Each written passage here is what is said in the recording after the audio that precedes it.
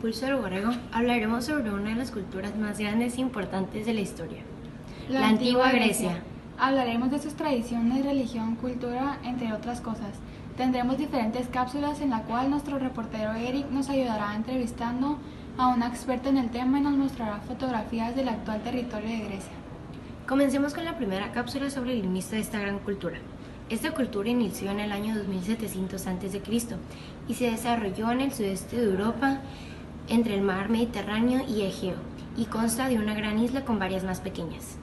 En la isla de Creta fue donde se estableció su primera civilización más avanzada. Su mejor año fue el año 1950 a.C.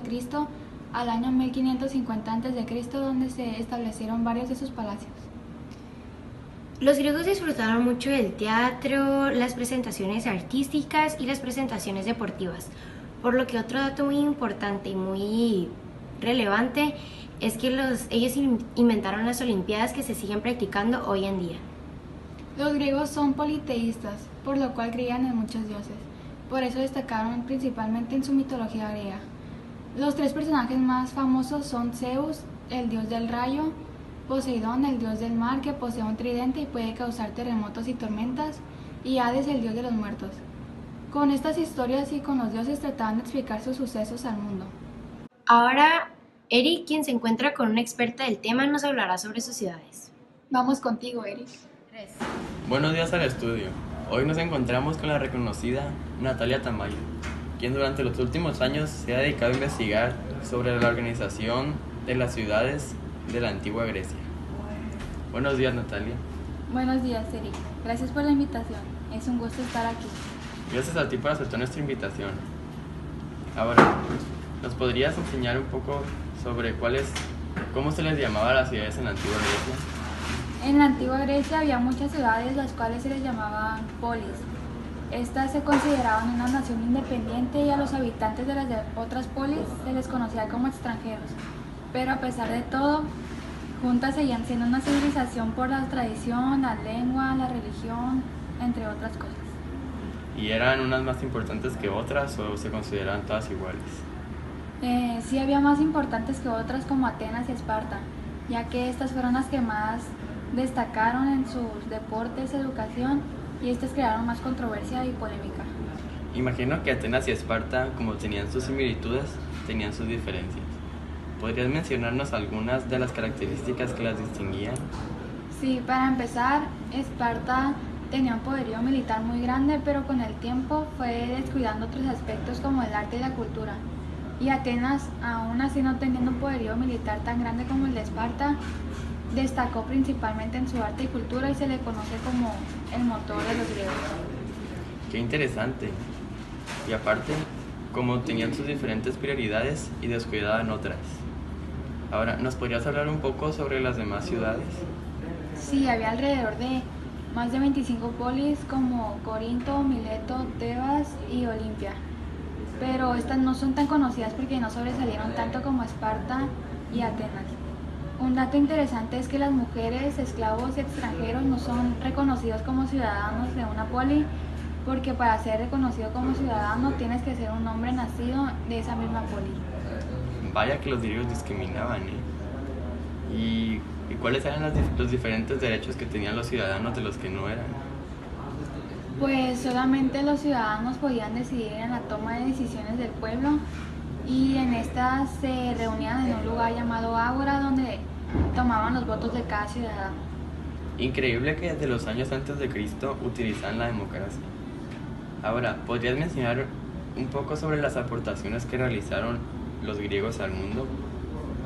Sí, pues ellos contribuyeron mucho con sus aportaciones hacia la sociedad porque todavía lo seguimos usando, principalmente en la filosofía porque destacaron los filósofos Sócrates, Platón y Aristóteles. Muchas gracias por la entrevista. Ahora volvemos al estudio con Montserrat. Gracias, Eric y Natalia, por esa tan interesante información. Ahora iremos a la cápsula meteorológica con Andrea Pérez. Ahora les hablaré un poco del clima en Grecia. Grecia es un país muy afortunado, ya que consta de una gran cantidad de picos montañosos y con sus más de 9.000 islas. Por eso su clima suele ser con inviernos lluviosos y suaves y con veranos calurosos y secos. Su periodo caluroso empieza en abril y suele terminar más o menos en septiembre. Y tiene días despejados, con cielos bastante azules y un sol bastante radiante.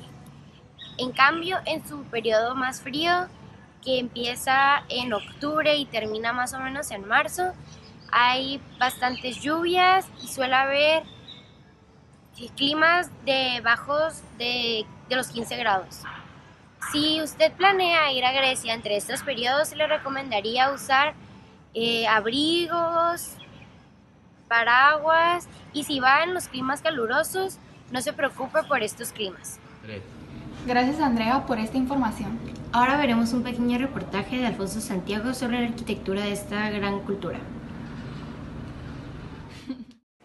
Esta cultura es muy reconocida por su desempeño en la democracia, filosofía, literatura, política y deportes olímpicos, además de sus fundamentos científicos y matemáticos.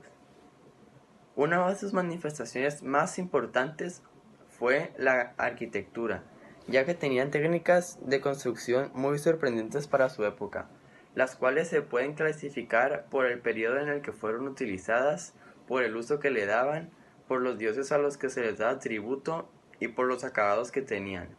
Para los griegos la mitología era la base de su arquitectura y la escultura parte integral de la expresión. La arquitectura fue una manifestación muy importante de su cultura y el estilo que usaban era muy representativo y distinto al de otras culturas, por lo cual es muy reconocido en la historia. Gracias, Alfonso Santiago. Ahora hablaremos un poco sobre su organización social. Los griegos se dividen entre los ciudadanos, los no ciudadanos y los no libres. En los ciudadanos se encontraban los militares, quienes integraban filas a los hospitales o en la caballería. Los públicos, quienes se encargaban de la dirección social, votaban para ciertos cargos y eran votados para ellos. Los judiciales, quienes debían de ejercer como miembros de varios tribunales de justicia. Y los sociales, quienes se encargaban de los impuestos para ciertas fiestas de carácter público. Luego, dentro de los no ciudadanos se encuentran los extranjeros asentados en las polis, a los cuales se les llamaba como metecos. Y los clerurcos, parte de la clerurquía o la colonia, quienes eran enviados por Atenas como castigo. Y en la clase no libre se encuentran los esclavos. Eso fue todo por el tema de hoy. Espero que el tema haya sido de su interés.